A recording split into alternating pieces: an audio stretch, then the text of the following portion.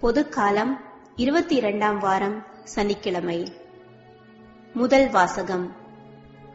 திருத்தூதர் பவுல் கொரிந்தியருக்கு எழுதிய முதல் திருமுகத்திலிருந்து வாசகம். அதிகாரம் 4, இறை வசனங்கள் 6 முதல் 15 முடிய. சகோதரர் சகோதரிகளே, உங்கள் பொருட்டு என்னையும் அப்பல்லோவையும் எடுத்துக்காட்டாக கொண்டு இவற்றை கூறினேன். ஏனெனில் எழுதியுள்ளதற்கு மேல் போகாதே என்பதன் பொருளை எங்களை பார்த்து கற்றுக்கொள்ளுங்கள். ஒருவரை ஆதரித்தும் மற்றவரை எதிர்த்தும் செயல்படாதீர்கள். இருமாப்பு கொள்ளாதீர்கள். நீங்கள் மற்றவர்களை விட உயர்ந்தவர்கள் என்று சொன்னவர் யார்? உங்களிடம் உள்ள அனைத்தும் நீங்கள் பெற்றுக்கொண்டவைதானே? பெற்றுக்கொண்டும் பெற்றுக்கொள்ளாதது போல் பெருமை பாராட்டுவது ஏன்? தேவையானவற்றை எல்லாம் ஏற்கனவே பெற்றுவிட்டீர்களோ? ஏற்கனவே செல்வராகிவிட்டீர்களோ? எங்களை விட்டுவிட்டு நீங்கள் மட்டும் ஆட்சி செலுத்துவீர்களோ? நீங்கள் ஆட்சி செலுத்த முடியும் என்றால் நல்லதுதான். அப்படியானால் நாங்களும் உங்களோடு சேர்ந்து ஆட்சி செலுத்தலாமே. கடவுளின் திருத்தூதராகிய எங்களை அவர் எல்லாருக்கும் கடையராக்கினார். நாங்கள் மரண தண்டனை பெற்றவர்கள் போல் ஆனோம். மனிதருக்கும் வானதூதருக்கும் உலகுக்கும் காட்சி பொருளானோம் என கருதுகிறேன். நாங்கள் கிறிஸ்துவின் பொருட்டு மடையர்கள். நீங்களோ கிறிஸ்துவோடு இணைந்த அறிவாளிகள். நாங்கள் வலுவற்றவர்கள், நீங்களோ வலிமை மிக்கவர்கள்.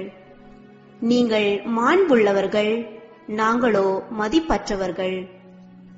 இந்நேரம் வரை பட்டினியோடும் தாகத்தோடும் ஆடையின்றியும் இருக்கிறோம். அடிக்கப்படுகிறோம், நாடோடிகளாயிருக்கிறோம். எங்கள் கைகளால் பாடுபட்டு உழைக்கிறோம். பழிக்கப்படும் போது ஆசி கூறுகிறோம். துன்புறுத்தப்படும் போது பொறுத்துக் கொள்கிறோம். அவமதிக்கப்படும் போது கனிவாக பேசுகிறோம்.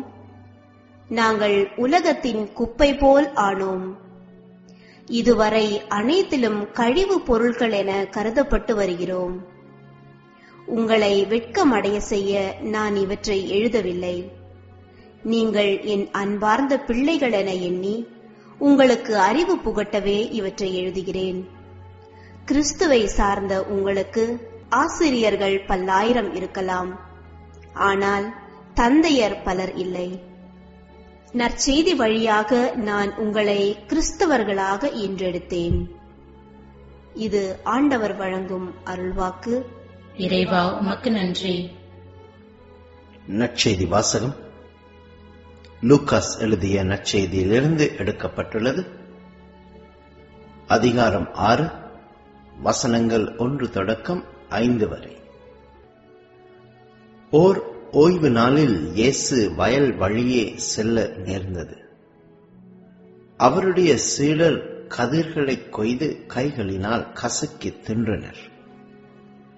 பரிசேயருள் சிலர், ஓய்வு நாளில் செய்யக்கூடாததை நீங்கள் செய்வதேன் என்று கேட்டனர். அதற்கு இயேசு மறுமொழியாக, தாமும் தம்முடன் இருந்தவர்களும் பசியாய் இருந்தபோது தாவீது செய்ததை குறித்து நீங்கள் வாசித்ததில்லையா? அவர் இறை இல்லத்திற்குள் சென்று குருக்கள் மட்டுமே அன்றி வேறு எவரும் உண்ணக்கூடாத அர்ப்பண அப்பங்களை எடுத்து தாம் உண்டதுமன்றி தம்மோடு இருந்தவர்களுக்கும் கொடுத்தார் அல்லவா என்று கூறினார். மேலும் அவர்களிடம், ஓய்வு நாளும் மானிட மகனுக்கு கட்டுப்பட்டதே என்றார். இது கிறிஸ்து வழங்கும் நற்செய்தி. கிறிஸ்துவே, உமக்கு புகழ். அன்புக்குரியவர்களே, தமிழ் இலக்கணத்தில் வஞ்ச புகழ்ச்சி அணி என்ற ஒன்று உண்டு என்பது நமக்கு தெரியும். ஒருவரை புகழ்வது போல பழிப்பதும் பழிப்பது போல புகழ்வதும் இந்த வகை அணியை சார்ந்தது. லேப்போல்ட் கோடோஸ்கி என்ற ஒரு இசையமைப்பாளர் இருந்தார். பியானோ கச்சேரிகளை நடத்துவது அவரது வழக்கம். ஒரு முறை கச்சேரி ஒன்று நடத்தி முடித்தவுடன் அவரை சந்தித்த அவரது நண்பர், இன்று உனது கச்சேரி அவ்வளவு நன்றாக இல்லை, வழக்கமாக இருக்கும் உற்சாகம் என்று இல்லை என்று சொல்ல கோடோஸ்கி, உண்மைதான், நானும் கூட அதை உணர்ந்தேன் என்றாராம். இவ்வாறு அவர்கள் பேசிக் கொண்டிருந்த போது இன்னொருவர் அருகில் வந்தார். இவருக்கு கோடோஸ்கியை கொஞ்சம் கூட பிடிக்காது. இவரது இசை திறமையை மிகவும் வெளிப்படையாகவே விமர்சிப்பவர் அவர். அந்த நபர் கோடோஸ்கியிடம், இன்று உங்களது கச்சேரி மிக அருமையாக இருந்தது, இன்று போல நீங்கள் என்றுமே வாசித்து நான் பார்த்ததில்லை என்று புகழ்ந்துவிட்டு சென்றாராம். இதை கேட்ட கோடோஸ்கி தன் நண்பரிடம், எனது கச்சேரி கொஞ்சம்தான் மோசமாக இருந்தது என்று நினைத்தேன், ஆனால் என் எல்லா கச்சேரிகளிலுமே இதுதான் மோசமானது என்பது இப்போது எனக்கு தெரிய வருகிறது என்று சொல்லி தன்னையே நொந்து கொண்டாராம். இதுதான் புகழ்வது போல பழிப்பது. அன்பிற்குரியவர்களை, ஏறத்தாழ இதே போன்ற காரியத்தை இன்றைய முதல் வாசகத்தில் நாம் பார்க்கிறோம். புனித பவுல் கொரிந்து நகர கிறிஸ்தவர்களை பார்த்து, நாங்கள் கிறிஸ்துவின் பொருட்டு மடையர்கள், நீங்களோ கிறிஸ்துவோடு இணைந்த அறிவாளிகள். நாங்களோ வலுவற்றவர்கள், நீங்களோ வலிமை மிக்கவர்கள். நீங்கள் மாண்புள்ளவர்கள், நாங்களோ மதிப்பற்றவர்கள் என்கிறார். இதை பார்த்து பவுல் கொரிந்தியர்களை புகழ்வதாக நாம் நினைத்துவிடக்கூடாது. மாறாக இது ஏறத்தாழ புகழ்வது போல பழித்தலாகும். இன்னும் சொல்ல போனால் பவுல் அவர்களை பழிக்கவில்லை, மாறாக அவர்களிடம் உள்ள குறையை சுட்டிக்காட்டுகிறார். கொரிந்தியர்கள் தங்களை தாங்களே அறிவாளிகளாக எண்ணிக்கொண்டு மற்றவர்களை விட உயர்ந்தவர்களாக தங்களை நினைத்துக் கொண்டு இருமாப்பு கொண்டிருந்ததை, வசனங்கள் 6 மற்றும் 7 இருமாப்பு கொண்டிருந்ததை சுட்டிக்காட்டுகிறார்.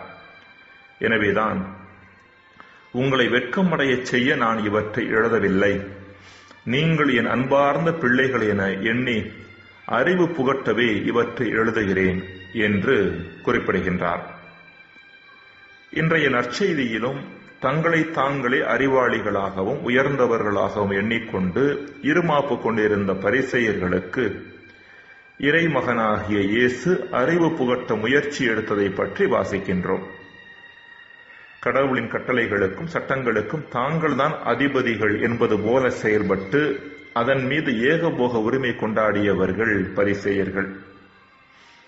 ஒரு வகையில் பார்த்தால் சட்டங்கள் மட்டில் ஏகபோக உரிமை கொண்டாடியதன் மூலம் கடவுள் மீதே ஏகபோக உரிமை கொண்டாட முயற்சி செய்தவர்கள் இவர்கள். இதற்கு ஓர் உதாரணம்தான் ஓய்வு நாள் சட்டம். கடவுளை எவ்வாறு வழிபடுவது, எதை செய்யக்கூடாது, எதை செய்ய வேண்டும் என்பதன் மூலம் கடவுளையே கட்டுப்படுத்த முயற்சித்தவர்கள் இவர்கள். பரிசேயர்கள் கொண்டிருந்த இப்படிப்பட்ட ஏகபோக உரிமையில் உள்ள குறையை சுட்டிக்காட்டி சட்டங்களின் மட்டில் சரியான பார்வை கொண்டிருக்க அவர்களுக்கு அழைப்பு விடுக்கிறார் இயேசு. அன்பிற்குரியவர்களே, ஒருவர் சொன்னார், வாழ்வில் அறிவாளிகளாக இருங்கள், ஆனால் அவ்வாறு இருப்பதாக மற்றவர்களுக்கு காட்டிக்கொள்ளாதீர்கள் என்று. அறிவாளிகளாக இருப்பது நிச்சயம் தேவையானது, அவசியமானது. ஆனால் தங்களை அறிவாளிகளாக எண்ணிக்கொண்டு மற்றவர்களை தாழ்வானவர்களாகவும் கீழானவர்களாகவும் எண்ணி இருமாப்பு கொண்டிருப்பது சரியானது அல்ல என்பதை இன்றைய வாசகங்கள் நமக்கு சொல்லும் செய்தியாக இருக்கின்றது. இன்னும் சொல்லப்போனால் நாம் இருமாப்பு கொண்டிருந்தோம் என்றால் அங்கு அறிவு இருக்க வாய்ப்பே இல்லை. காரணம், உண்மையான அறிவின் நோக்கம் அன்பு. அன்பு இருமாப்பு கொள்ளாது என்கிறார் புனித பவுல். 1 கொரிந்தியர் 13:4. ஜெபம். இறைவா, இருமாப்பு அடையாத அறிவை தாரும். ஆமென்.